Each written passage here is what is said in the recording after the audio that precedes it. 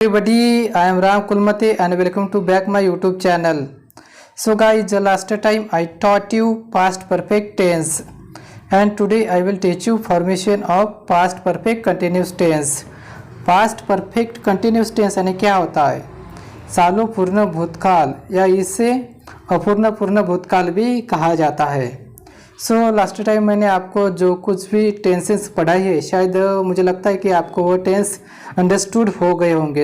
It has today more than focus on this tense. Okay, तो इस tense को मैं अच्छे से आपको एक्सप्लेन करके देता हूँ ताकि आपको ये टेंस समझ में सिंप्लिसिटी हो सके। ओके, तो चलिए guys we jump to the our topics. Okay, इस टेंस को समझने से पहले आपको क्या करना पड़ेगा, इस टेंस का जो फार्मूला है उसको क्या समझना पड़ेगा। बिकॉज क्योंकि अगर आप फार्मूला द्वारा इस टेंस को समझोगे तो आपको आई थिंक से लॉन्ग टाइम आई थिंक से रिमेंबर रहेगा और आप इस टेंस के सेंटेंस का इजीली बना सकोगे।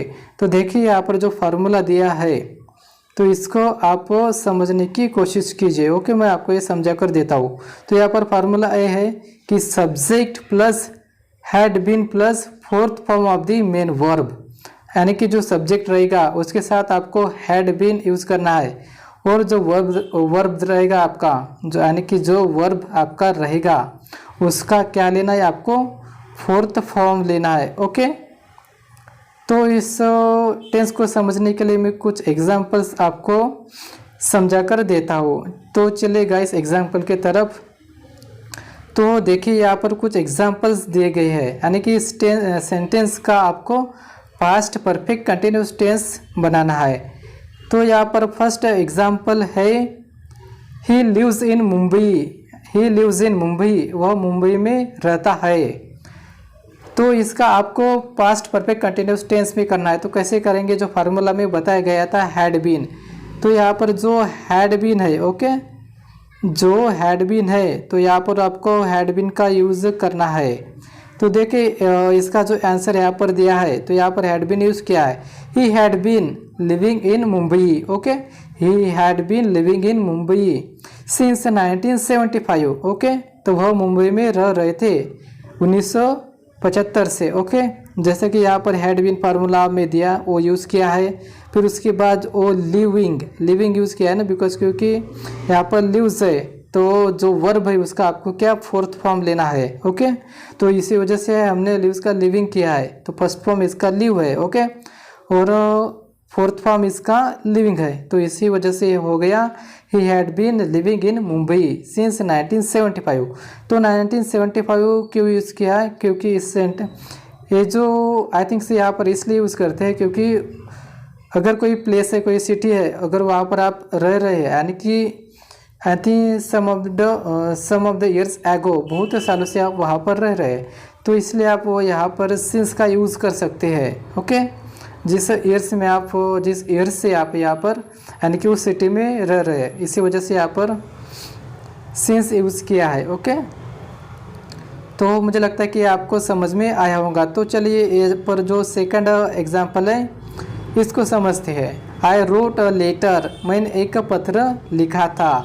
आई रोट अ लेटर, मैंने एक पत्र लिखा था। आई थिंक से सिंपल पास्ट टेंस में ये वाला सेंटेंस है। ओके, तो इसको आपको करना है आई थिंक सब पास्ट परफेक्ट कंटिन्यूअस टेंस में। ओके, तो चलिए इसको करते हैं। इसका आंसर है तो यहाँ पर भी आपको हैड बीन का यूज़ करना है। ओके, एंड जो वर्ब है उसका फोर्थ फॉर्म लेना है। तो यहाँ पर I had been writing a letter for the last 2 hours, यानी मैं एक पत्र लिख रहा था पिछले 2 घंटे से।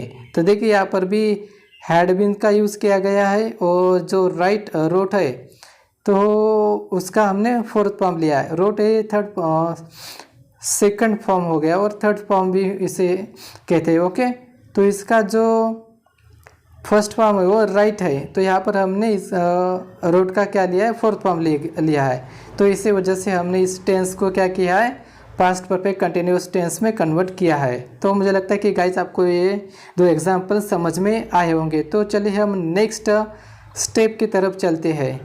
तो देखिए यहाँ पर कुछ एग्जांपल्स है, तो शायद मुझे लगता है कि इस एग्जांपल को आपको मुझे कमेंट्स बॉक्स में इसका रिप्लाई देना है, क्योंकि आपको दो एग्जाम्पल दिए थे वो आपको दो एग्जाम्पल अच्छे तरह से अंडरस्टूड हो गए होंगे। तो आई होप सो, मुझे लगता है। तो एक सिंपल से एग्जाम्पल से आपको मुझे कमेंट्स बॉक्स में इसका रिप्लाई देना है। ओके, ये आपके लिए होमवर्क है। तो जैसा कि यहाँ पर फर्स्ट एग्जाम्पल है ही रीड द नॉवेल, उसने उपन्यास पढ़ा। ओके, तो यहाँ पर भी सिंपल सा है, हैड बीन का यूज़ करना है। ओके, और जो वर्ब है उसका फोर्थ फॉर्म आपको लेना है। जैसे कि ही रीड द नॉवेल, उसने उपन्यास पढ़ा, तो यहाँ पर हैड बीन का यूज़ करना है। ओके, और सेकंड है I have been looking at it for 1 hour. तो जैसे कि यहाँ पर हैव बीन है, तो यहाँ पर आपको हैड बीन यूज़ करना है। लुकिंग का लुकिंग एज इट इज आप रख सकते हो। ओके, और फॉर 1 आवर यानी कि मैं इसे देख रहा हूँ 1 घंटे के लिए। ओके, तो थर्ड नंबर का है अ स्टार शाइन्स, एक तारा चमकता है। तो यहाँ पर भी आपको हैड बीन यूज़ करना है, और जो वर्ब है शाइन्स, इसका आपको फोर्थ फॉर्म लेना है। ओके, तो मुझे लगता है कि ये भी आपको समझ में आया होगा। इसका रिप्लाई आप मुझे कमेंट्स बॉक्स में दीजिए। तो चलिए नेक्स्ट स्टेप की तरफ चलते हैं। तो यहाँ पर फोर्थ एग्जांपल है the Hunter shot the bird, शिकारी ने पक्षी को गोली मार दी। शिकारी ने पक्षी को गोली मार दी। तो यहाँ पर जो हंटर है, ओके, हंटर ये आपका सब्जेक्ट हो गया, और शॉट जो है आपका क्या हो गया, वर्ब हो गया। ओके, तो आपको यहाँ पर भी हैड बीन का यूज़ करना है। जो शॉट है इसका आपको फोर्थ फॉर्म यूज़ करना है। ओके, हैड बीन आपको यूज़ करना है, और जो वर्ब है उसका आपको फोर्थ फॉर्म यूज़ करना है। और फिर उसके बाद जो फिफ्थ सेंटेंस है, माई शर्ट इज श्रिंकिंग, मेरी कमीज सिकुड़ रही है।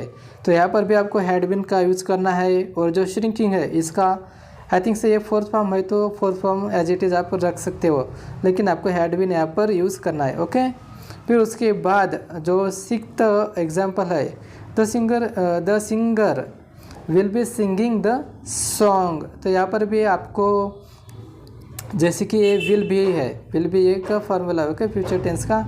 तो यहाँ पर विल बी को रिमूव करके आपको हैड बीन यहाँ पर यूज़ करना है, और सिंगिंग एज इट इज़ आपको रखना है। ओके, तो गाइस मुझे लगता है कि ये जो टेंस है पास्ट परफेक्ट कंटिन्यूअस टेंस आपको समझ में आया होगा, क्योंकि मैंने आपको ये अच्छी तरह से समझाया है। तो एक शॉर्ट पीरियड में आपको शॉर्ट ड्यूरेशन में शॉर्ट पीरियड में एक्सप्लेन किया है, लेकिन जितने भी टेंस है वो कंप्लीट पढ़ाने के बाद मैं आपको और रिपीट अगेन अच्छी तरह से एक्सप्लेन करूँगा विथ डिटेल्स एग्जाम्पल। ओके, तो गाइस मुझे लगता है कि आपको ये टेंस अच्छी तरह से समझ में आया होगा। तो आप मेरे इस चैनल को सब्सक्राइब कीजिए, और लाइक कीजिए और शेयर कीजिए। ओके, तो चलिए गाइस आज के लिए इतना ही। Okay, thank you.